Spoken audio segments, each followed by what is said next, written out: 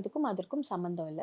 வயதின் காரணமாக சில பேருக்கு அங்க இருக்க தசைகள்ல வலு இழந்ததுனால கர்ப்பப்பை இறக்கம் ஏற்படலாம். That is after 35 or 40 years. இல்ல ரொம்ப யங்கா இருக்க பெண்களுக்கு வெஜினல் சர்ஜரிஸ், நார்மல் டெலிவரிஸ் இதுக்கப்புறம் அந்த பெல்விக் ஃப்ளோர் மசில்ல ஒரு வீக்னஸ் ஏற்படுறதுனால கர்ப்பப்பை கீழ இறங்கலாம். ஆனா அதை சரி பண்றதுக்கோ, இல்ல அத வந்து இம்ப்ரூவ் பண்றதுக்குமே exercise is the right way. அதுக்குமே கீகல்ஸ் அப்படின்ற எக்சர்சைஸ் இருக்கு. It's a pelvic floor strengthening exercise.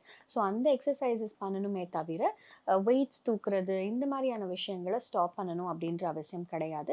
But ரொம்ப ப்ரொலாப்ஸ் இருக்க பேஷண்ட்ஸ், கர்ப்பப்பை இறங்கி விட்ட பிறகு என்ன பண்ணணும், பண்ணக்கூடாதுன்றது ஒரு டாக்டர் அணுகி கேட்டுக்கொள்ள வேண்டிய விஷயம். அண்ட் அதே போல பெண்கள் வந்து இந்த மாதவிடாய் பீரியட்ஸ் வந்து தள்ளுங்கிறதுக்காக சில டேப்லெட்ஸ் எடுக்குறாங்க. இதனால கூட ஃபெர்டிலிட்டி ப்ராப்ளம்ஸ் வருது. அவங்களால வந்து சீக்கிரமா குழந்தை வந்து பிறக்க முடியாது. ஏன்னா, அந்த இடத்துல இன்ஃபெக்ஷன் ஆயிருக்கும். இந்த மாதிரிலாம் சொல்றாங்க. இதுக்கான உங்க பதில் என்னவா இருக்கு? So absolutely no, because